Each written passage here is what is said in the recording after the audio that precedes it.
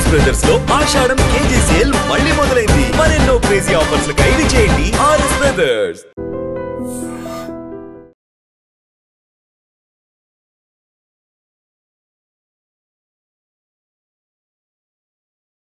నమస్కారం అండి. నేను Srilatha, chief clinical dietitian, Medicover hospitals, Madhapur. ఇవాళ మనము మన ఆహారంలో పీచు ఎంత మోతాదులో ఉండాలి, ఈ పీచు వలన మనకి ఎలాంటి హెల్త్ బెనిఫిట్స్ ఉన్నాయి, ఒకవేళ పీచు సరైన మోతాదులో ఆహారంలో లేనప్పుడు మనకి ఎటువంటి ఇబ్బందులు వస్తాయో తెలుసుకుందాం. సో ముఖ్యంగా పీచు అనేది మన శరీరానికి ఎంతో ముఖ్యమైనదనమాట.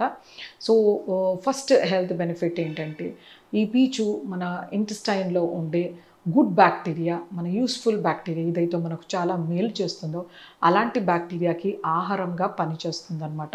ఇది సాల్యుబుల్ ఫైబర్. సో అలా ఆ గుడ్ బ్యాక్టీరియా ఆ ఫైబర్ని తిని మనకి మంచి ఇమ్యూన్ సిస్టమ్ బిల్డప్ చేస్తుందన్నమాట. ఈ బ్యాక్టీరియా మల్టిప్లై అవుతాయి. సో దీనివల్ల మనకి ఎన్నో రకాల హెల్త్ బెనిఫిట్స్ ఉన్నాయి.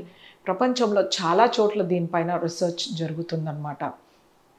అలాగే ఈ ఫైబర్ మన శరీరంలో ఉండే బ్యాడ్ కొలెస్ట్రాల్ని తగ్గిస్తుంది, మన బ్లడ్ గ్లూకోజ్ని బాగా కంట్రోల్లో చేస్తుంది. ఈ ఫైబర్లో ఉండే పొటాషియం ఏదైతే ఉంటుందో అది మన బ్లడ్ ప్రెషర్స్ని కంట్రోల్ చేస్తుంది. ఈ ఫైబర్ ఇంటెస్టైన్లో మన కొవ్వుని చుట్టుకొని మోషన్ ద్వారా తీసేసి మనకి మెల్లిమెల్లిగా వెయిట్ రిడక్షన్కి హెల్ప్ చేస్తుంది. ఈ ఫైబర్ మనం సరైన మోతాదులో తీసుకున్నప్పుడు ఆకలి అనేది తగ్గుతుందన్నమాట. మన సెషైటీ హార్మోన్స్ అనేవి ఇంప్రూవ్ అవుతాయి. సో మనము ఆహారం అనేది తగ్గిస్తాము, అలాగే మనకి వెయిట్ లాస్ కూడా కనబడుతుందన్నమాట. సో దీంట్లో ఒక ప్రొటెక్టివ్ ఫంక్షన్ ఏంటంటే, ఇది మన కోలోన్ క్యాన్సర్ రానివ్వకుండా చూస్తుందన్నమాట ఈ ఫైబర్. అలాగే కొంతమందిలో మలబద్ధకం, కాన్స్టిపేషన్ చూస్తుంటాం. సో ఈ ఫైబర్ కంటెంట్ యాడిక్వేట్గా ఉన్నప్పుడు మోషన్ అనేది సాఫ్ట్గా ఉంటుంది, ఈజీగా పాస్ చేస్తారు. సో హెమరాయిడ్స్ కానీ పైల్స్ని ప్రివెంట్ చేయడానికి మనకు ఒక బెనిఫిట్ ఉంటుందన్నమాట. సో ఎన్నో రకాల బెనిఫిట్స్ అనేవి ఫైబర్తో మనకు ఉన్నాయి. సో ఇవి ఎంత మోతాదులో తీసుకోవాలి అనేది మోస్ట్ ఇంపార్టెంట్. సో మనకి ఫైబర్ 25 గ్రామ్స్ నుంచి 30 గ్రామ్స్ పర్ డే తీసుకుంటే మనకి మంచి బెనిఫిషియల్ ఎఫెక్ట్స్ కనబడతాయి అన్నమాట. దీనికన్నా ఎక్కువ మించి తీసుకోవాల్సిన అవసరం లేదు. ఎక్కువ ఫైబర్ తీసుకోవడం వలన బ్లోటింగ్, డిస్టెన్షన్, ఇండైజెషన్ రావచ్చు, డయేరియా కూడా కావచ్చు అనమాట. సో రికమెండెడ్ అమౌంట్స్లో తీసుకుంటే చాలా మంచి బెనిఫిట్స్ కనబడతాయి. సో ఈ ఫైబర్ అనేది మనం నిత్యం తీసుకునే ఆహారంలో లభిస్తుంది. ముఖ్యంగా మనం తీసుకునే గింజ ధాన్యాలు, చిరుధాన్యాలు అవి రీఫైండ్ చెయ్యకపోతే కనుక, అంటే సింపుల్ ప్రాసెసింగ్, మనం వాటిని ఒక ప్యాడీ ఒడ్లు కానీ గోధుమలు, జొన్నలు ఏవైనా వాటి కార్న్లో నుంచి తీసి దానితోనే తీసినప్పుడు మనకి అబ్సల్యూట్ గ్రెయిన్ ఎలా వస్తుందో ఆ గ్రెయిన్ని మనము వండుకొని తీసుకున్నప్పుడు మనకి ఫైబర్ లభిస్తుంది. లేదు వాటిని పిండి ఆడించి తీసుకోవడం వలన, లేదు వాటిని రవ్వ కింద చేయడం వలన కూడా ఫైబర్ లభిస్తుంది. ఒకవేళ మనం ఈ గ్రెయిన్ని రీఫైన్ చేసాము, అంటే ప్రాసెసింగ్ ఎక్కువగా చేసాము, ముఖ్యంగా కార్న్ఫ్లవర్, మైదా ఇలాంటి వాటిలో మనకి ఫైబర్ లభించదన్నమాట. సో ఫైబర్ లేకుండా ఇలా మైదా, కార్న్ఫ్లవర్ ఎక్కువ మోతాదులో తీసుకోవడం వలన మన శరీరానికి చాలా నష్టం జరుగుతుంది. ముఖ్యంగా ట్రైగ్లిజరైడ్స్ పెరుగుతాయి, అలాగే సెంట్రల్ ఒబేసిటీ కానీ పొట్ట సాగడం జరుగుతుంది, ఫ్యాటీ లివర్ రావడము, అలాగే కొన్ని రోజులు ఇలాగే కంటిన్యూ అయితే డయాబెటీస్ వచ్చే ఛాన్స్ ఉంటుందన్నమాట. సో కాన్స్టిపేషన్ కూడా దీంతో వచ్చే ఇంకొక కాంప్లికేషన్. సో ఇలా రకరకాల ప్రాబ్లమ్స్ అనేవి మన శరీరంలో కనబడుతుంటాయి. బాడీలో సెల్యులార్ మెటబాలిజం లెవెల్లో ఇన్ఫ్లమేషన్ అనేది పెరుగుతుందన్నమాట. వీటితో మనకి ఎన్నో రకాల ఇబ్బందులు, అంటే రకరకాల ప్రాబ్లమ్స్, హైపర్ టెన్షన్ రావచ్చు, డయాబెటీస్, స్ట్రోక్ రావచ్చు, హార్ట్ ప్రాబ్లం ఇలాంటివి ఏవైనా రావచ్చు అన్నమాట ఇన్ఫ్లమేషన్ వలన. సో అందుచేతనే మనం తీసుకునే ఆహారంలో గింజ ధాన్యాలు హెల్దీగా ఉండాలి.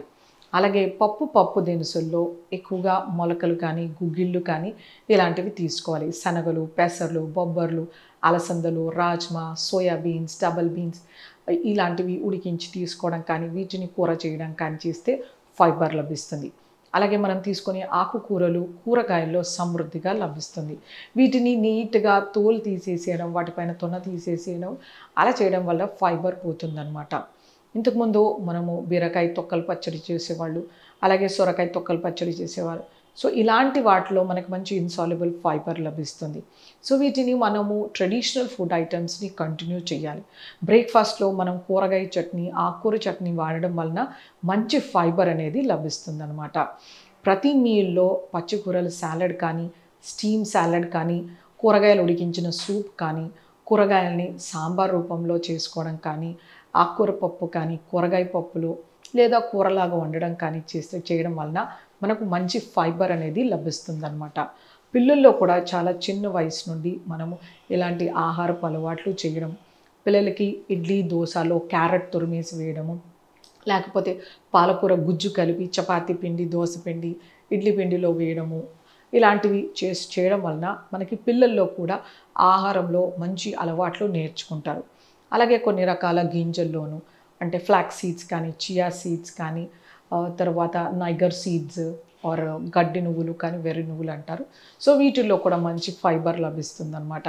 వీటిని పౌడర్ చేసి కర్రీ సాంబార్స్లో వేయడం కానీ, చట్నీలో వేయడం కానీ, మజ్జిగలో పెరుగులో వేయడం కానీ, లేకపోతే కూరల్లో వాడుకోవడం, ఇలాంటివి చేయొచ్చు అనమాట. వీటి వలన మనకు ఇంతకుముందు చెప్పినట్టు చాలా బెనిఫిట్స్ లభిస్తాయి. సో ఫైబర్ ఉండడం వలన మనకి ఎన్నో రకాల బెనిఫిట్స్ ఉన్నాయి. ఈ ఫైబర్తో పాటు మనం సరిపోయేంత వాటర్ తీసుకోవాలి. Minimum 2-2.5 litres of water to 3-3.5 litres water ఉండేలాగా చూసుకుంటే మనకి ఎటువంటి ఇబ్బంది ఉండదన్నమాట. సో ఫైబర్ ఎక్కువగా సప్లిమెంట్స్ తీసుకోవడం చూస్తుంటాం మనము, లేకపోతే సిరప్స్ తాగడం చూస్తుంటాం. సో దాని బదులు మనం న్యాచురల్గా తీసుకునే ఆహారంలో మనము ఇలాంటివి ఇన్కార్పొరేట్ చేసుకుంటే కనుక మనకు మంచి ఫైబర్ అనేది శరీరానికి లభిస్తుంది. ఎన్నో రకాల బెనిఫిట్స్ అనేది ఫైబర్తో ఉంటుంది కాబట్టి ఖచ్చితంగా ఆహారంలో ఫైబర్ ఉండేలాగా చూసుకోవాలి. ఫైబర్ లేని ఫుడ్స్ని అవాయిడ్ చేయాలి. ముఖ్యంగా biscuits, bread, doughnuts, pizza, burger, noodles, manchuria ఇలాంటి వాటిలో మనకి ఫైబర్ ఉండదు కదా. ఇంకా వీటితో మనకి రకరకాల ఇబ్బందులు వచ్చే ఛాన్సెస్ ఉంటాయి కాబట్టి మనం న్యాచురల్గా, ట్రెడిషనల్గా మనం తీసుకునే ఆహారంలో సమృద్ధిగా మనకి ఫైబర్ లభిస్తుంది. వీటిని కంటిన్యూ చేసుకోవచ్చు. నమస్తే.